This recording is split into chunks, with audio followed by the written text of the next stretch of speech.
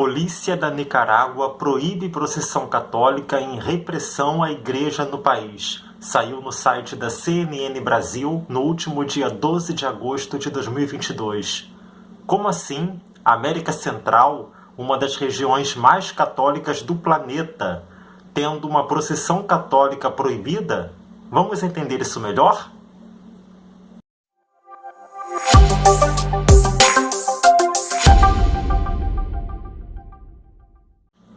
Olá, eu sou Fernando Vieira e seja bem-vindo ao canal Período Histórico, no qual comentamos os fatos que estão acontecendo no Brasil e no mundo à luz da história. Se você gosta desse conteúdo, se ele é importante para você, clica aí no botão que está aparecendo no cantinho da tela e se inscreva no canal para que você possa ter acesso a esse tipo de conteúdo, beleza? Vamos entender então um pouquinho melhor o que está acontecendo lá na Nicarágua, esse país da América Central. Para entender essa relação tensa entre o governo de lá e a Igreja Católica, precisamos lembrar um pouquinho da história da Igreja nos países da América Latina a partir da década de 1960. Nesse período, a Igreja Católica nessa região do planeta ficou bastante marcada pela falada teologia da libertação. Falando de uma maneira bem simples, o que era essa teologia da libertação?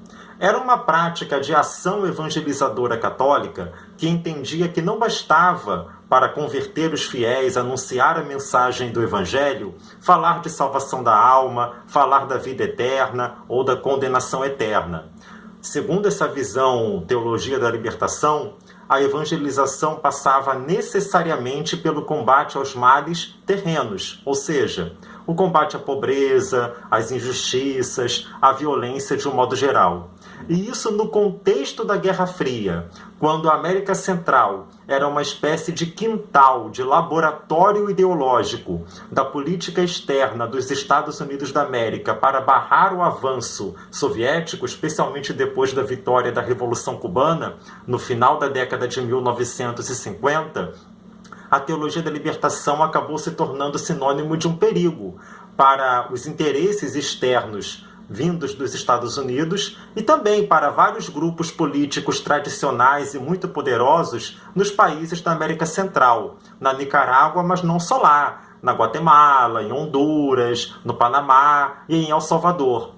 E é justamente em El Salvador, o menor país continental da América Central, digamos assim, que houve durante praticamente toda a década de 1980 uma longa e sangrenta guerra civil entre a guerrilha de esquerda, de inspiração marxista, e as forças do governo de direita ditatoriais, apoiadas naquele contexto pelos Estados Unidos. E a Igreja Católica, inclusive, foi uma das vítimas dessa violência, não só entre fiéis, mas os próprios membros da hierarquia da Igreja.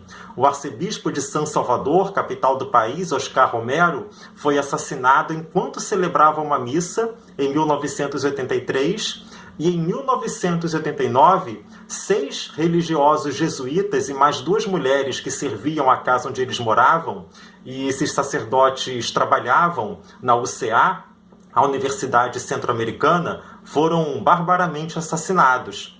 Então isso é um exemplo aí dessa relação tensa que não é de agora. E especificamente na Nicarágua, também durante a década de 1980, houve ali um governo, após a vitória do grupo guerrilheiro revolucionário de esquerda, a Frente Sandinista de Libertação Nacional. Inclusive, um dos principais membros do governo dessa frente sandinista foi um padre católico, Ernesto Cardenal, que foi publicamente advertido, para não dizer humilhado, pelo Papa João Paulo II, assim que o Papa desembarcou no aeroporto de Manágua, capital da Nicarágua, em 1983. E o atual presidente da Nicarágua, Daniel Ortega, que já havia sido o chefe do executivo do país algumas décadas atrás, voltou ao poder em 2006, conseguiu se reeleger em 2011, em 2018, e em 2018 houve um grande protesto de massas na Nicarágua contra uma proposta de reforma social do governo Ortega. E nesse protesto, mais de 300 pessoas foram mortas, segundo na repressão aos protestos, segundo organizações de defesa dos direitos humanos.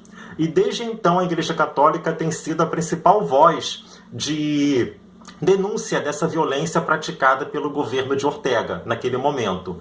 Então essa proibição da procissão católica pelo governo nicaragüense acaba aí sendo inserida numa trajetória histórica já longa, relativamente longa, de tensões entre a Igreja e os governos de esquerda, ou ditos de esquerda, da América Central. Se por um lado a teologia da libertação tem aí esse flerte com certa visão marxista do mundo, de combate às opressões, de denúncia dos privilégios, de transformação da sociedade, por outro lado, especialmente após o fim da Guerra Fria, a Igreja Católica se afasta desses governos no sentido de que eles cada vez mais radicalizam as suas agendas ideológicas e de controle. Se você gostou desse conteúdo, se ele faz sentido para você, não deixa de se inscrever, de compartilhar esse vídeo nas suas redes sociais, para que a gente possa continuar fazendo esse trabalho de fazer com que as notícias sejam melhor compreendidas com base no que a história tem a falar sobre cada uma delas. Beleza?